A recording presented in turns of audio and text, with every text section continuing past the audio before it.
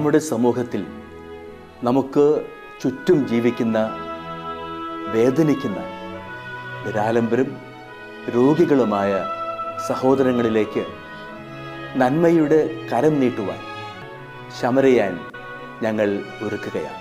പങ്കുവയ്ക്കുന്ന ക്രൈസ്തവ സ്നേഹത്തിൻ്റെ ഈ മഹനീയ സാക്ഷ്യാനുഭവത്തിലേക്ക് ഏവർക്കും സ്വാഗതം.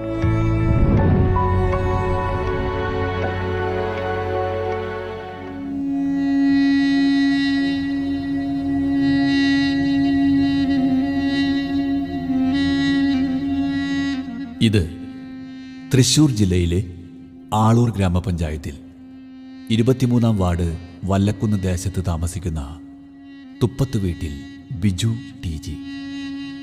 ഇദ്ദേഹം ഒരു വൃക്കരോഗിയാണ്. പ്രായം 44 വയസ്സ്. 5 വർഷമായി ആഴ്ചയിൽ 3 ഡയാലിസിസ് വീതം ചെയ്ത് ജീവൻ നിലനിർത്തുന്നു.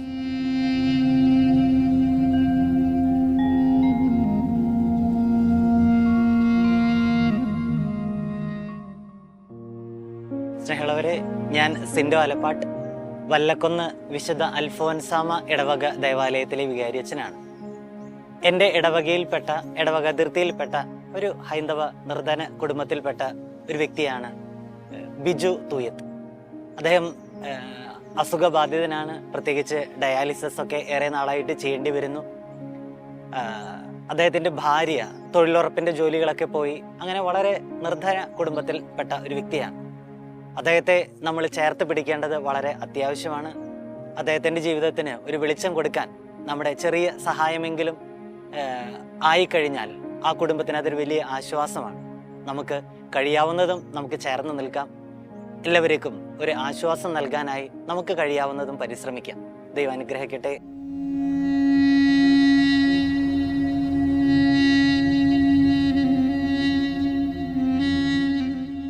സ്വന്തമായി ഭവനമില്ലാത്തതിനാൽ ഇദ്ദേഹവും ഭാര്യയും സഹോദരൻ്റെ വീട്ടിലാണ് താമസിക്കുന്നത്. സ്ഥിരമായി ഒരു ജോലിക്ക് പോകുവാൻ ബിജുവിൻ്റെ ഭാര്യയ്ക്കും സാധിക്കുന്നില്ല. 2 പേർക്കും ജോലി ചെയ്യുവാൻ പറ്റാത്തതുകൊണ്ട് തന്നെ 3 ഡയാലിസിസിനു വേണ്ടി പണം കണ്ടെത്തുവാൻ ബുദ്ധിമുട്ടുകയാണിവർ.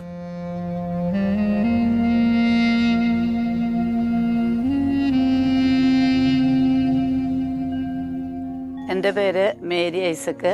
ഞാൻ കലൈറ്റങ്കര BVM സ്കൂളിലെ ടീച്ചറായിരുന്നു. ഇപ്പോൾ റിട്ടയർഡ് ചെയ്ത് ഈ വല്ലക്കുന്ന് 23-ാം വാർഡിൻ്റെ മെമ്പറാണ്. ബിജു എൻ്റെ സ്റ്റുഡൻ്റായിരുന്നു.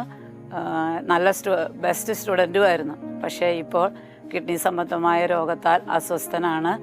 ഒരു മെമ്പർ എന്നുള്ള നിലയ്ക്ക് ആയതുകൊണ്ടും പല ആതുര സഹായങ്ങൾ കൊടുക്കുന്ന ഹോസ്പിറ്റലുകൾ, വ്യക്തികൾ ഇവർക്കൊക്കെ അപേക്ഷ കൊടുക്കാൻ വേണ്ടി സൈൻ ചെയ്യുന്നതുകൊണ്ട് ഈ രോഗത്തിൻ്റെ ഗൗരവം എല്ലാവരിലേക്കും ഞാൻ എത്തിക്കുകയാണ്. സാമ്പത്തികമായി വളരെയധികം ബുദ്ധിമുട്ടുള്ള കുടുംബമാണ്. അനിയൻ്റെ സംരക്ഷണയിലാണ് ഇപ്പോൾ കഴിയുന്നത്. പിന്നെ ജോലി ചെയ്യാൻ പറ്റാത്ത സാഹചര്യം എല്ലാവർക്കും അറിയാലോ, ഒരു കിഡ്നി പേഷ്യൻ്റ് ഡയാലിസിസ് ചെയ്തുകൊണ്ടിരിക്കുന്ന കാരണം. അപ്പോൾ അതുകൊണ്ട് എന്നെ കേൾക്കുന്ന ശ്രോതാക്കൾ വേണ്ട സഹായങ്ങൾ ചെയ്യുക, അവർക്ക് വേണ്ടി പ്രാർത്ഥിക്കുക. എവിടെയെങ്കിലും ഇതുപോലെ കിഡ്നി സംബന്ധമായ രോഗങ്ങൾക്ക് സഹായം നൽകുന്ന വിവരങ്ങൾ നിങ്ങൾക്ക് അറിയാമെങ്കിൽ ഇവരെ അറിയിക്കുക, സഹായിക്കുക.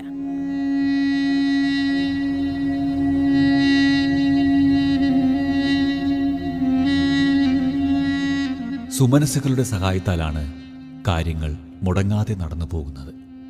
ഇവരുടെ വഴികളെല്ലാം മുട്ടുന്ന ഒരവസ്ഥ സംജാതമായപ്പോഴാണ് ഇവർ ഗുഡ്നസ് TVയെ സമീപിച്ചതും ശമരിയനിലേക്ക് അപേക്ഷ തന്നതും.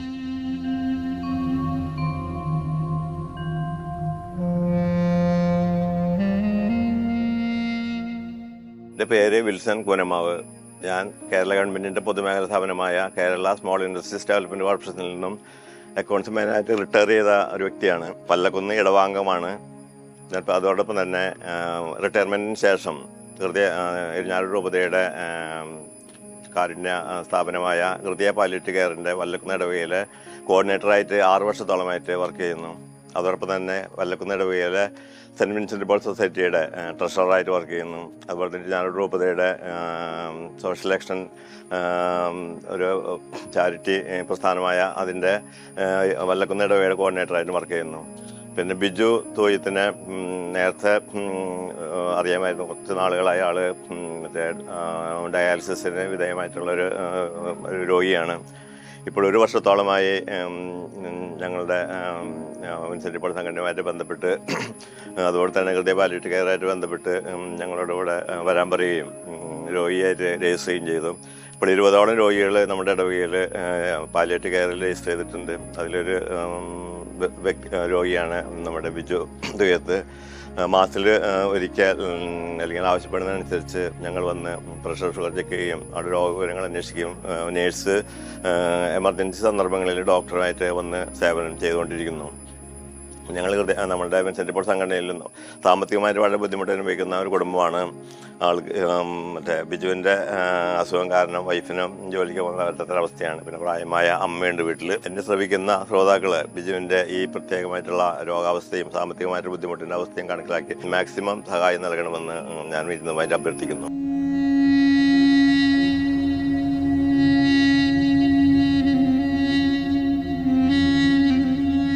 ഇദ്ദേഹം ഒരു ഓട്ടോറിക്ഷ ഡ്രൈവറായി ജോലി ചെയ്തു വരികയായിരുന്നു. വിവാഹത്തിനു ശേഷം ഭാര്യയുമൊത്ത് സന്തോഷകരമായ ഒരു ജീവിതം നയിക്കുകയും ഭാവിയെക്കുറിച്ച് സ്വപ്നങ്ങൾ മെനയുകയും ചെയ്തിരുന്ന ഒരു സമയത്താണ് പൊടുന്നനെ ബിജുവിൽ രോഗലക്ഷണങ്ങൾ കണ്ടു തുടങ്ങിയത്.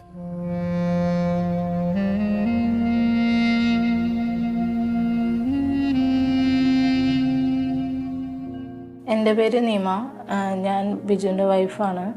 ഞങ്ങളിപ്പോൾ 6 വർഷമായി കിഡ്നി സംബന്ധമായിട്ട് ചേട്ടനെ ഡയാലിസിസ് ചെയ്തുകൊണ്ടുണ്ട്. ഇവിടെ പുല്ലൂർ ഹോസ്പിറ്റലിൽ ആഴ്ചയിൽ 3 ഡയാലിസിസാണ് ചെയ്തു വരുന്നത്. പിന്നെ 6 വർഷമായി ഇപ്പോൾ ഞങ്ങൾ അസുഖം അറിഞ്ഞപ്പോൾ തന്നെ ഡയാലിസിസ് സ്റ്റാർട്ട് ചെയ്തു. പിന്നെ ഞങ്ങൾക്ക് സാമ്പത്തികമായിട്ടൊന്നും അങ്ങനെ ഒന്നും ഇല്ലാത്ത ഇതാണ്. പിന്നെ ചേട്ടനാണെങ്കിൽ ഡ്രൈവറായിരുന്നു ആൾ. പിന്നെ ഡയാലിസിസ് തുടങ്ങിയതിന് ശേഷം ജോലിക്ക് പോകാനും പറ്റുന്നില്ല. പിന്നെ വീട്ടിൽ അനിയനും അമ്മയാണ്. അവരുടെയൊക്കെ ഒരു ഇതിലാണ് നമ്മൾ കഴിഞ്ഞു പോണേ. പിന്നെ നാട്ടുകാരുടെ സഹായം അങ്ങനെയൊക്കെയാണ്. പിന്നെ ട്രാൻസ്പ്ലാന്റ് ഞങ്ങൾ ഉദ്ദേശിച്ചായിരുന്നു. പക്ഷേ ട്രാൻസ്പ്ലാന്റിന് ഞങ്ങൾ ഒരുങ്ങിയപ്പോൾ പിന്നെ ഒരു ചേട്ടന് ലിവറിൻ്റെയൊക്കെ ചെറിയ പ്രശ്നങ്ങളൊക്കെ വന്നിട്ട് അതൊക്കെ കുറച്ച് ഇതായിപ്പോയി. പിന്നെ കുറച്ച് പൈസകളുണ്ടായിരുന്നു. പിന്നെ അതൊക്കെ ഈ ലിവറിൻ്റെ പ്രശ്നങ്ങൾ വന്നതിന് ശേഷം അതൊക്കെ ഒരുപാട് ക്രിട്ടിക്കലായിരുന്നു ആൾ കുറച്ച്.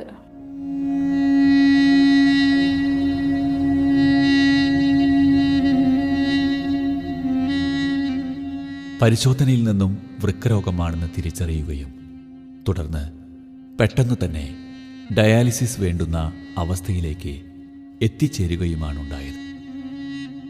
ഇവരുടെ ജീവിതത്തിൻ്റെ താളം തെറ്റിച്ച ഈ അസുഖത്തിന് ചികിത്സിച്ചു തുടങ്ങിയതിനു ശേഷം പെട്ടെന്ന് തന്നെ ഇദ്ദേഹത്തിന് കരൾ രോഗം പിടിപെടുകയും ചെയ്തു.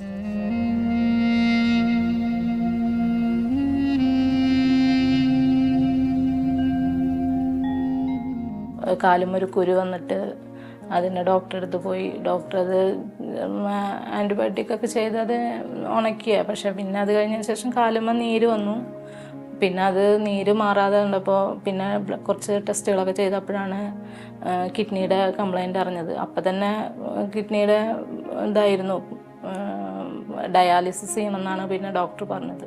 ആദ്യം ജൂബിലിയിലായിരുന്നു ഞങ്ങൾ. ജൂബിലിയിലൊരു 6 മാസത്തോളമായിരുന്നു ഡയാലിസിസ് ചെയ്തിട്ടുണ്ടായിരുന്നത്.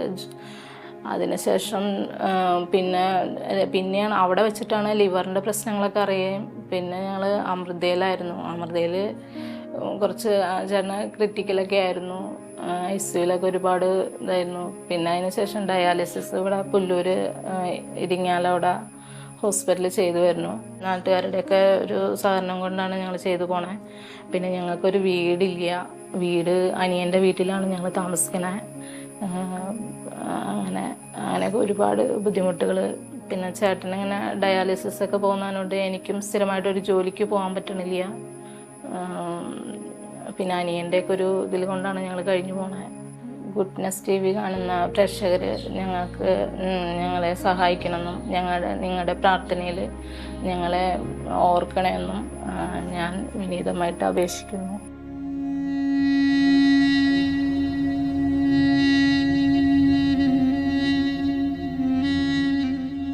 വൃക്ക മാറ്റിവെക്കാനായി പണം സ്വരൂപിച്ചു തുടങ്ങിയപ്പോഴാണ് കരൾ രോഗം മൂർച്ഛിച്ച് ഇദ്ദേഹം ICUവിലാകുന്നത്. അതോടെ കരുതി വച്ച പണവും പെട്ടെന്ന് തീർന്നു. ഇതോടെ ഇവർ വല്ലാത്ത പ്രതിസന്ധിയിലുമായി.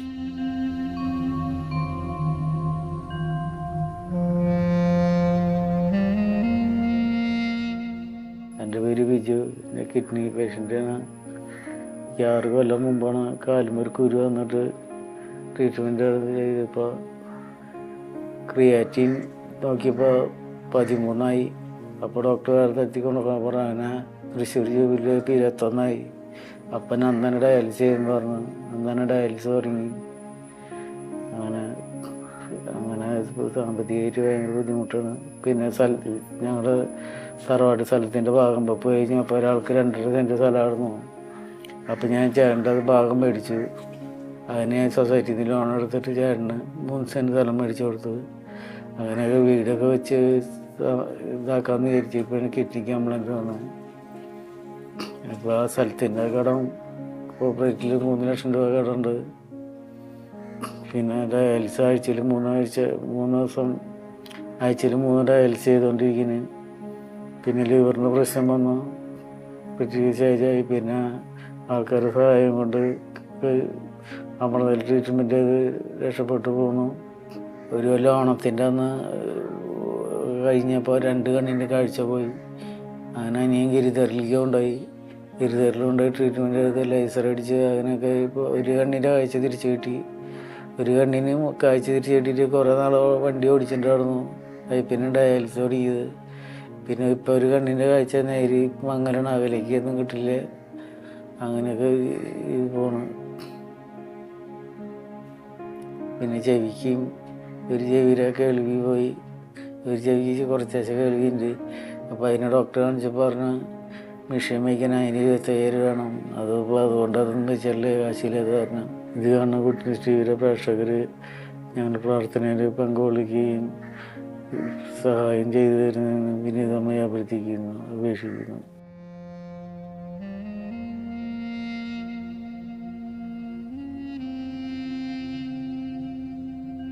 രണ്ട് രോഗങ്ങൾക്കും കൂടി ഭാരിച്ച ചെലവ് വരുന്ന ടെസ്റ്റുകളും ചികിത്സയും ചെയ്യേണ്ടി വന്നപ്പോൾ സാമ്പത്തികമായും മാനസികമായും തകർന്ന അവസ്ഥയിലാണിവർ.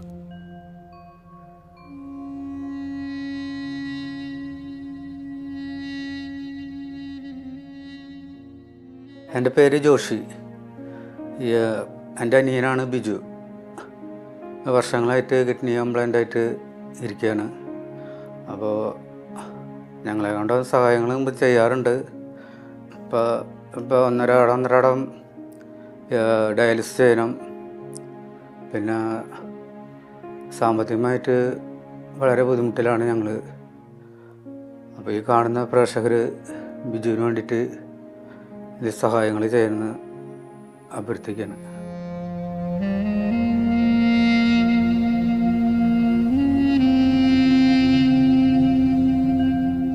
മനസ്സിൽ കാരുണ്യം കരുതി വച്ചിട്ടുള്ള സുമനസ്സുകളുടെയും സഹോദരങ്ങളുടെയും സഹായത്താൽ ഡയാലിസിസ് നടന്നു വരുന്നു. എന്നാലും അനിശ്ചിതത്വം എന്ന ഒരവസ്ഥ ഇന്നും നിലനിൽക്കുന്നു. ഇന്ന് ഇവർ പ്രതീക്ഷയോടെ നിങ്ങളുടെ പ്രാർത്ഥനകൾക്കും സഹായത്തിനുമായി കാത്തിരിക്കുകയാണ്.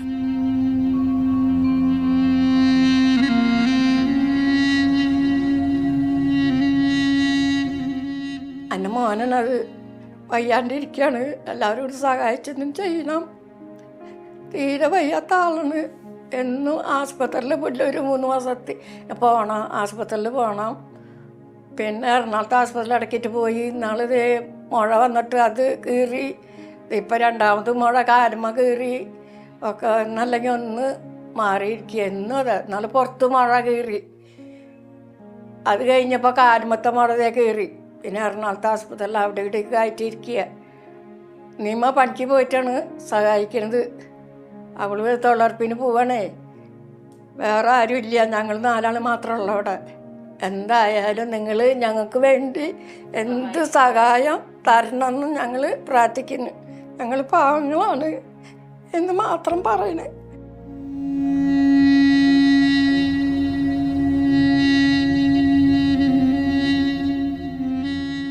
വേദനിക്കുന്ന ഓർമ്മകളുമായി ഓരോ ദിവസവും തള്ളി നീക്കുന്ന ഇവരിൽ ഒരിക്കലും വറ്റാത്ത ദൈവസ്നേഹത്തിൻ്റെ നീരുറവയായി മാറുവാൻ കരുതുന്ന ദൈവത്തിൻ്റെ കാരുണ്യത്തെ ഓർത്ത് ആ ദൈവത്തെ മഹത്വപ്പെടുത്തുവാനുള്ള അവസരം എല്ലാവർക്കും സംജാതമാവട്ടെ.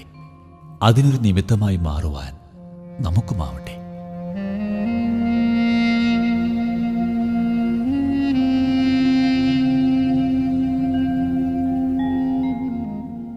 വിശദ വിവരങ്ങൾക്ക് Samarian divine charitable trust, father Philip Nedumthuruthil VC, care of divine vision, divine media complex, Muringoor PO, Chalakudy, Thrissur, Kerala. Pin 680309. Phone 048027000893. Mobile 9446143727. Email samarian.divinevision@gmail.com. പ്രിയ സഹോദരി സഹോദരന്മാരെ, ഗുഡ് ടിവിയിലെ സമറിയാൻ എന്ന പ്രോഗ്രാമിലൂടെ ഞങ്ങൾ നിങ്ങളെ പരിചയപ്പെടുത്തിയ ബെർലി സെബാസ്റ്റ്യൻ എന്ന സഹോദരന് വേണ്ടി സമാഹരിച്ച ചികിത്സാ സഹായ നിധി കൈമാറുന്നതിന് വേണ്ടിയാണ് ഞാനിപ്പോൾ നിങ്ങളുടെ മുൻപിൽ നിൽക്കുന്നത്. എൻ്റെ ഇടതുവശത്ത് നിൽക്കുന്നത് ബെർലിയുടെ അമ്മയാണ്. ബെർലി 44 വയസ്സുള്ള ഒരു ചെറുപ്പക്കാരനാണ്. 2014 അദ്ദേഹത്തിന് കിഡ്നി സംബന്ധമായ അസുഖം ബാധിച്ചു. അതിൻ്റെ ഫലമായിട്ട് 2015 അദ്ദേഹത്തിൻ്റെ കിഡ്നി മാറ്റിവെച്ചു. കിഡ്നി മാറ്റിവെച്ചത് ലിസി ആശുപത്രിയിൽ വെച്ചായിരുന്നു. ഫലപ്രദമായ രീതിയിൽ അത് നടന്നു. എന്നാൽ കൊറോണ വന്നപ്പോൾ വീണ്ടും ആ കിഡ്നി രോഗം മൂർച്ഛിക്കുകയും അദ്ദേഹത്തിൻ്റെ കിഡ്നിയുടെ പ്രവർത്തനം അവസാനിക്കുകയും ചെയ്യുകയുണ്ടായി. അതിനുശേഷം വീണ്ടും ചികിത്സയിലൂടെ കടന്നു പോവുകയായിരുന്നു. ഈ കഴിഞ്ഞ ഓണത്തിന് തലേ ദിവസം വീണ്ടും അദ്ദേഹത്തിൻ്റെ രോഗം മൂർച്ഛിക്കുകയും ലിസിയിൽ ICUവിൽ അഡ്മിറ്റാകുകയും ചെയ്തു. അതിനുശേഷം ഇപ്പോൾ വെന്റിലേറ്ററിൻ്റെ സഹായത്തോടു കൂടിയാണ് ജീവിക്കുന്നത്. നമുക്കറിയാം, തീർച്ചയായിട്ടും ധാരാളം പണച്ചെലവുള്ള ചികിത്സയാണ്. ICUവിലും വെന്റിലേറ്ററിലുമൊക്കെ കഴിയുമ്പോൾ തീർച്ചയായിട്ടും ധാരാളം പണം ചെലവ് വരും.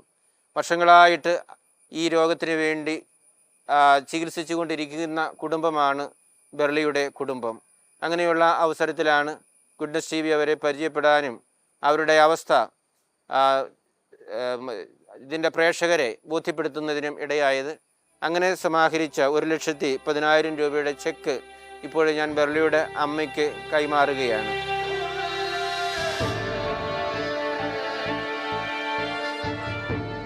പ്രിയപ്പെട്ടവരെ, ഗുഡ് TVയുടെ പേരിൽ നിങ്ങൾക്കെല്ലാവർക്കും ഞാൻ പ്രത്യേകമായിട്ട് നന്ദി പറയുകയാണ്.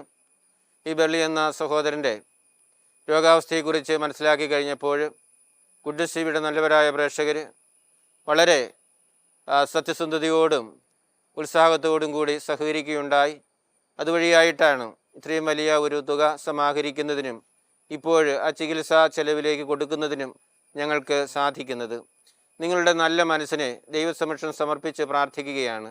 ദൈവം നിങ്ങളെല്ലാവരെയും സമൃദ്ധമായിട്ട് അനുഗ്രഹിക്കട്ടെ എന്ന് പ്രാർത്ഥിക്കുന്നു. നിങ്ങളുടെ ചെറിയ സന്തോഷങ്ങൾ വേണ്ടെന്ന് വെച്ചുകൊണ്ടും ചെറിയ അത്യാവശ്യങ്ങൾ പോലും വേണ്ടെന്ന് വെച്ചുകൊണ്ടുമാണ് പലപ്പോഴും സഹായിക്കുന്നതിനായിട്ട് തയ്യാറാകുന്നത്. ഒരു പ്രായമായ അമ്മച്ചി എന്നെ വിളിച്ചു, അച്ഛാ, എനിക്ക് തരാനായിട്ട് എൻ്റെ കൈവശമുള്ളത് എൻ്റെ വിവാഹ മോതിരമാണ്, അച്ഛനത് വന്ന് വാങ്ങിക്കണമെന്ന് പറഞ്ഞു. അത് വാങ്ങിച്ചപ്പോൾ 6 ഗ്രാം ഉണ്ടായിരുന്നു, ഇപ്പോൾ 4 ഗ്രാമേ കാണുകയുള്ളായിരിക്കും, തേഞ്ഞ് തീർന്നു പോയതാണെന്ന് പറഞ്ഞ്. അപ്പോൾ അത് അച്ഛൻ വന്ന് വാങ്ങിച്ച് ആവശ്യക്കാർക്ക് കൊടുക്കണമെന്ന് എന്നെ വിളിച്ച് പറഞ്ഞത് ഞാൻ ഓർക്കുകയാണ്.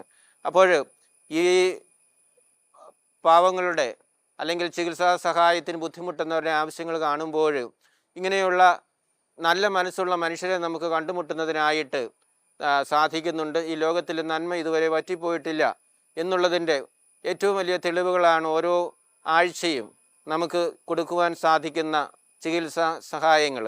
നിങ്ങളുടെ നല്ല മനസ്സിനെ ഞാൻ പ്രത്യേകമായിട്ട് അഭിനന്ദിക്കുന്നു. ദൈവം നിങ്ങളെല്ലാവരെയും സമൃദ്ധമായിട്ടും അനുഗ്രഹിക്കട്ടെ എന്ന് പ്രാർത്ഥിക്കുകയാണ്.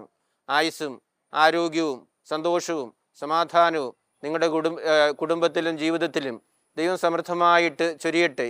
ഇനിയും ഈ ബെർലി എന്ന സഹോദരനെ നമുക്ക് ഓർക്കാം, വേണ്ടി പ്രാർത്ഥിക്കാൻ. ദൈവത്തിന് അസാധ്യമായിട്ടും ഒന്നുമില്ലല്ലോ. പ്രാർത്ഥനയിലൂടെ ഈ കുടുംബത്തെയും ഈ സഹോദരനെയും നമുക്ക് ശക്തിപ്പെടുത്താം. ദൈവത്തിൻ്റെ പ്രത്യേകമായ ഇടപെടൽ വഴിയായിട്ട് രോഗസൗഖ്യം ലഭിക്കുന്നതിന് നമുക്ക് പ്രത്യേകം പ്രാർത്ഥിക്കാം. ഒരിക്കൽ കൂടി ഗുഡ്നസ് ടിവിയുടെ പേരിൽ നിങ്ങൾക്കെല്ലാവർക്കും നന്ദി പറഞ്ഞുകൊണ്ട് നിർത്തട്ടെ. നന്ദി. എൻ്റെ ദൈവവും കർത്താവുമായ യേശു എനിക്ക് വിജയം നൽകുന്ന കർത്താവാണെന്ന് ഞാൻ വിശ്വസിക്കുന്നു. പ്രിയ പ്രേക്ഷകരെ, ജീവിതത്തോട് തോറ്റുപോയ ഒരമ്മയാണ് ഞാൻ. എങ്കിലും ഞങ്ങളെ കൈവരിച്ച് ഉയർത്താൻ ഈ ഗുഡ്നസ് ടിവിയുടെ എല്ലാവരും ശ്രമിച്ചിട്ടുണ്ട്. ഞങ്ങൾക്ക് വേണ്ടുന്ന പ്രാർത്ഥന സഹായവും സാമ്പത്തികമായ സഹായവും നൽകാൻ വേണ്ടി എല്ലാവരും മുന്നിട്ട് വന്നിട്ടുണ്ട്. ഇതിനോട് ബന്ധപ്പെട്ട് പ്രവർത്തിച്ച ഇതിൻ്റെ ഭാരവാഹികളോടെല്ലാം നന്ദി പറയുന്നു. അതുപോലെ എനിക്ക് സഹായം നൽകിയ പ്രിയ വൈദികനോടും നന്ദി പറയുന്നു. നിങ്ങളുടെ പ്രാർത്ഥന സഹായം വീണ്ടും ഉണ്ടാവുമെന്ന് ഞാൻ പ്രതീക്ഷിക്കുന്നു. നിങ്ങളുടെയൊക്കെ പ്രാർത്ഥന ഈ സമയത്ത് ഒരുപാട് ഞങ്ങൾക്ക് വിലപ്പെട്ടതാണെന്ന് ഞങ്ങൾ അറിയുന്നു. എല്ലാവർക്കും ഈ തരുണത്തിൽ യേശുനാമത്തിൽ ഞാൻ നന്ദി പറയുന്നു.